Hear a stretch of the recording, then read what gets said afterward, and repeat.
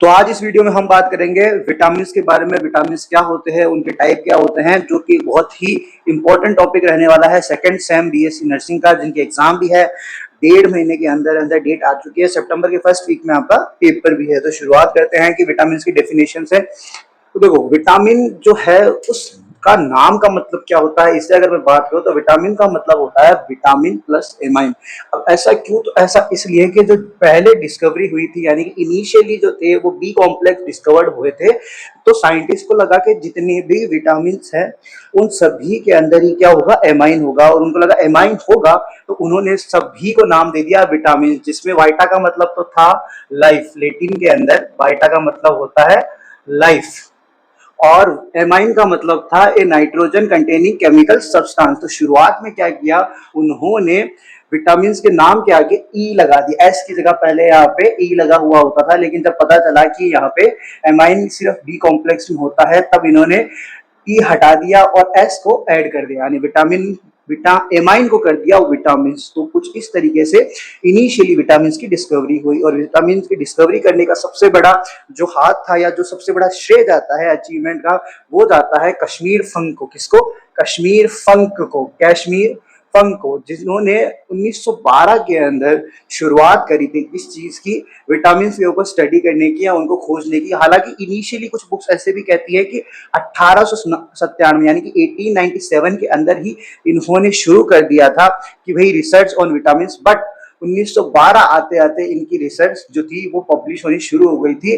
तब इनको father of vitamin भी कहा जाने लगा था। तो ये पूरी इनिशियल हिस्ट्री थी विटामिन के बारे में। कश्मीर फंक इनके जैसे कहते हैं फाउंडिंग फादर भी कहे जाते हैं। और क्यों आखिर विटामिन को विटामिन नाम मिला था, ये भी अब आपको पता है कि विटामिन में वाइटा का मतलब तो होता है लाइफ, और शुरुआत में ऐसे माना गया था कि एमाइन से ही सारे विटामिन मिल रहे हैं, इसलिए उन्होंने एमाइन ऐड कर दिया। लेकिन बाद में जब पता चला कि केवल विटामिन बी कॉम्प्लेक्स ही एमाइन कंटेनिंग ग्रुप्स होते हैं, या फिर जिससे कहते हैं कि विटामिन होते हैं, फिर इन्होंने ई हटा के एस ऐड कर दिया। तो नेक्स्ट में बात होगी definition.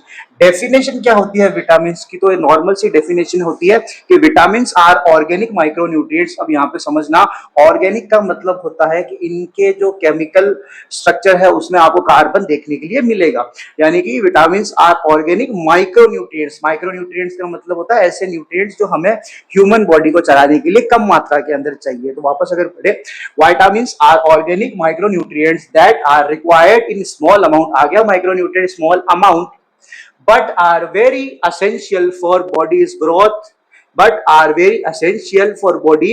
growth, development, immunity and overall health maintenance. यानी कि चाहिए तो हमको कम मात्रा के अंदर, लेकिन किसके लिए काम आएंगे? बॉडी के growth, development and immune system की हेल्थ को बनाने के लिए, और साथ के साथ ओवरऑल हेल्थ को मेंटेन करने के लिए। They do not provide any energy but help in the metabolism of carbohydrate, fats and protein. यानी कि जो विटामिन है अपने आप में किसी भी प्रकार की कोई एनर्जी प्रोवाइड नहीं करेंगे हमें, but they are very initial और असेंशियल फॉर मेटाबॉलिज्म। मेटाबॉलिज्म का मतलब होता है जो आपका खाना होता है उससे जो आपकी एनर्जी बनती है, उस प्रोसेस को कहता है मेटाबॉलिज्म। यानी कि जो आपके कार्बोहाइड्रेट, फैट्स और प्रोटीन है, उनको डाइजेस्ट और उनको मेटाबोलाइज करने के लिए हेल्प कौन करेंगे?